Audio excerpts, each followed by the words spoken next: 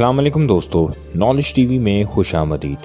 60 साल कबल चीन अपनी हालिया तारीख के सबसे मुश्किल और पुरआशोब दुहाई से गुजर रहा था। ये दुहाई तहजीबी इनकलाब की दुहाई थी। इस दौरान कौम एक ख़ास किस्म की दीवानगी का शिकार हुई और वो दीवानगी थी आम का जनून। किस तरह ये फल एक काबिल एहतराम हैसियत इख्तियार कर गया और चेयरमैन माओ की तहरीक का जुज़ ख़ास बन गया। दोस्तों, आगे बढ़ने से पहले आपसे गुजारिश है, इस वीडियो को लाइक करें, नॉलेज टीवी को सब्सक्राइब करें और बेल आइकन पर ज़रूर क्लिक करें। 1966 में माओ जे तंग ने तालिब इल्मों पर मुश्तमिल रेड गार्ड्स को रुजत पसंद हुकाम के खिलाफ उठ खड़े होने को कहा। 1968 के वस्त तक मुल्क में खाना जंगी शुरू हो चुकी थी और रेड गार्ड्स ने ताकत के हसूल की कोशिशें शुरू कर दी। मुखालिफ कुव्वतों को काबू रखने के लिए माओ जे ने अपने 30,000 कारकुनों को किंगहुआ यूनिवर्सिटी भेजा, जहां उनके पास एक ही हथियार था, माओ की तकारीर और तहरीर पर मबनी एक रेड बुक। यूनिवर्सिटी पहुंचते ही कारकुनों पर तालिब इल्मों ने बर्छियों और तेजाब से हमला कर दिया, जिसके नतीजे में 5 कारकुनों की मौत हो गई जबकि 700 से ज़्यादा जख्मी हुए। इस वाक़े के बाद माओ जे ने अपने कारकुनों की हिम्मत का शुक्रिया अदा करने के लिए 40 आमों का तोहफा भेजा, जो एक दिन कबल उन्हें पाकिस्तान के वजीर खारजा की जानिब से मौसूल हुए थे।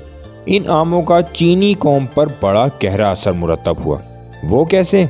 आइए इस वीडियो में बात करते हैं। हिस्टोरियन फरीदा मर्ग कहती हैं कि इस वक्त शुमाली चीन में कोई भी आमों के बारे में ज़्यादा नहीं जानता था, इसलिए आमों का तोहफा हासिल करने के बाद कारकुन सारी रात उन्हें देखते और सूंघते रहे और ये जानने की कोशिश करते रहे कि यह जादुई फल आखिर में है क्या। मर्ग कहती हैं कि कुछ लोगों का ख्याल था कि माओ ने आखिर इस अफरा तफरी और खून खराबे को रोकने के लिए अपना किरदार अदा करना शुरू कर दिया है और ऐसे मौक़ों पर आमों के तोहफे ने इस फल को एक अहम दर्जा दे दिया और उसे तहजीबी इनकलाब के खात्मे और माओ की कामयाबी की निशानी समझा जाने लगा। किंगहुआ पर कब्जा करने वाले एक कारकुन शांग कोई का कहना है कि माओ की जानिब से आमों का तोहफा मौसूल होने के बाद इन आमों की मोमी शक्ल तैयार की गई और हर शक्ल को कांच के एक खोल में महफूज कर दिया गया और फिर हर इनकलाबी कारकुन को इस मोमी आम का तोहफा भेजा गया। तमाम कारकुनों के लिए ज़रूरी था कि वो इस मुक़द्दस फल को एहतराम से थामें और ऐसा ना करने की सूरत में उनको सज़ा दी जाती थी। असली आम को कारकुन ढोल की थाप पर एक जुलूस की शक्ल में हवाई अड्डे से फैक्ट्री तक ले आए। इस दौरान सारे रास्ते सड़क के दोनों जानब लोग आम के दीदार के लिए खड़े थे।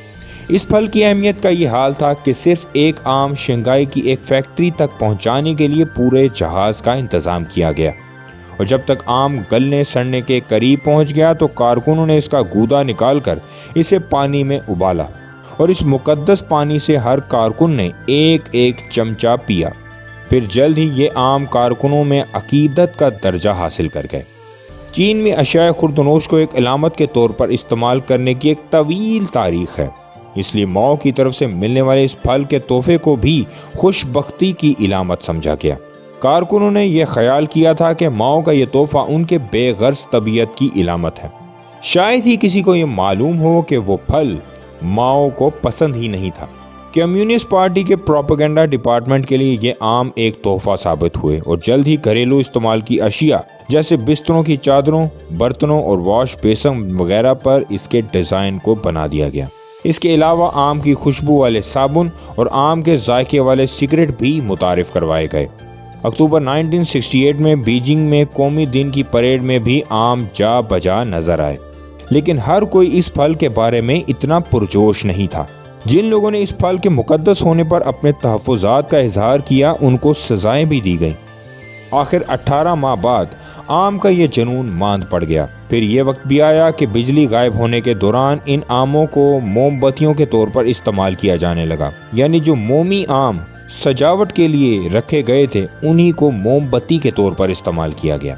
1975 में माओ जे तंग बीमार पड़ गए और किसी जानशीन के ना होने की सूरत में उनकी अहलिया जियांग किंग ने भी, जिन्हें मगरब में मादाम माओ के नाम से याद किया जाता था, ने अपनी साख बरकरार रखने के लिए सॉन्ग ऑफ मैंगो के नाम से एक फिल्म बनाई, लेकिन कुछ ही हफ्तों बाद उन्हें गिरफ्तार कर लिया गया और फिल्म की तशहीर से रोक दिया गया। शायद चीन की तारीख में ये आम का आखिरी बाब था।